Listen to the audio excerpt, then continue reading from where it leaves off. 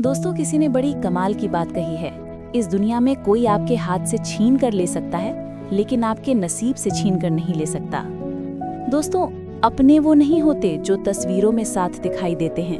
अपने तो वो होते हैं जो मुसीबतों में साथ खड़े होते हैं। जिंदगी में लोग बदल जाते हैं, वक्त बदल जाता है और वक्त वक्त पर रिश्तों के अंदाज भी बदल जाते हैं।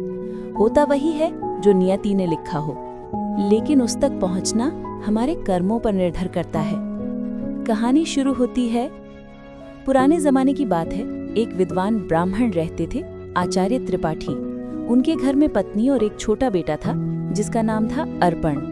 आचार्य बहुत ज्ञानी थे, लेकिन अपने अध्ययन में इतने लीन रहते कि बेटे पर ध्यान ही नहीं दे पाए। जो पिता का समय, प्यार और शिक्षा बच्चे को मिलनी चाहिए, अर्पण उससे वंचित रह गया। धीरे धीरे अर्पण गलत संगति में पड़ गया। जुआ, नशा, चोरी सब आदतें लग गईं। एक दिन अर्पण मंदिर में चोरी करते हुए पकड़ा गया। राजा के सामने लाया गया और ये सुनकर राजा भी चौंक गए कि जिस आचार्य का ज्ञान का डंका बजता है, उसका बेटा चोर। आचार्य को दरबार बुलाया गया। राजा ने कहा, अगर तुम चाहते हो कि तुम्हारा नाबालिग पुत्र बच जाए तो सबके सामने मुझसे क्षमा मांगो। आचार्य ने आत्मसम्मान निगल कर झुक कर कहा, राजन, मैं अपने पुत्र की भूल के लिए खेद व्यक्त करता हूँ, उसे क्षमा करें। राजा ने अर्पण को छोड़ दिया, लेकिन आचार्य की इज्जत गिर गई। लोग कहने लगे, विद्वान का बेटा चोर। ये तिरस्कार आचार्य को खा गया। वे बीमार पड़ गए।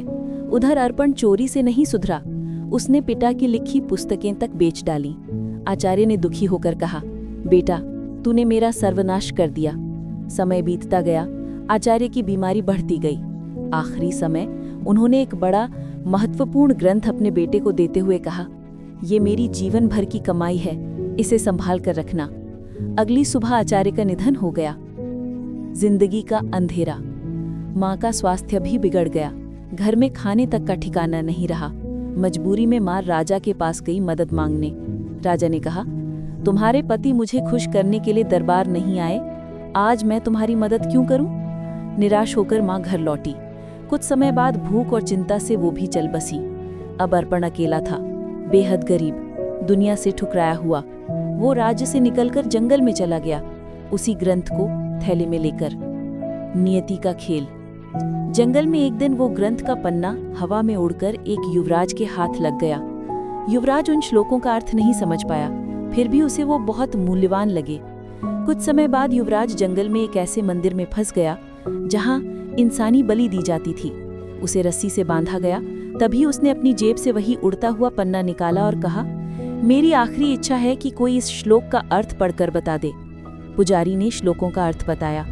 पहला श्लोक, एक झूठ अनेक झूठों को जन्म देता है और अंततः व्यक्ति संकट में पड़ जाता है। दूसरा श्लोक, किसी का जीवन लेना आसान है पर किसी का जीवन देना कठिन।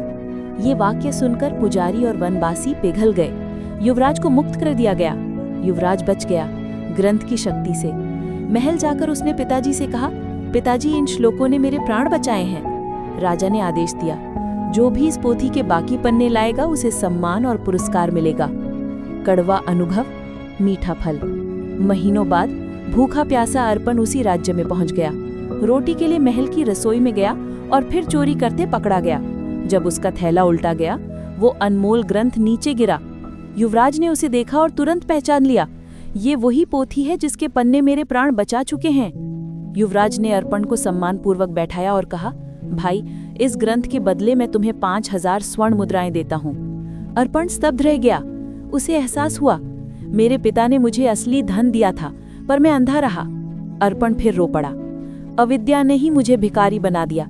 अगर मैंने पढ़ाई की होती तो आज मेरा जीवन अलग होता। अर्पण ने वो धन स्वीकार किया, लेकिन अपने लिए नहीं। उसने निर्णय लिया, मैं इस धन से गरीब बच्चों के लिए पाठशाला खोलूंगा ताकि कोई और अर्पण अज्ञान के कारण ना डूबे। कहानी की सीख। दोस्तों, हार मान लेना आसान है, लेकिन सीख कर उठना वही असली जीत है। अविद्या यानी अज्ञान सभी बुराइयों की जननी है और शिक्षा मुक्ति का मार्ग।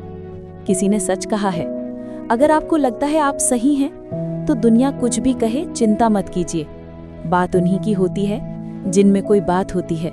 दोस्तों, इस कहानी को सुनने के लिए धन्यवाद। अगर कहानी ने आपके मन को छुआ तो इसे दूसरों तक पहुंचाइए। मिलते हैं अगली वीडियो में एक नई सीख के साथ।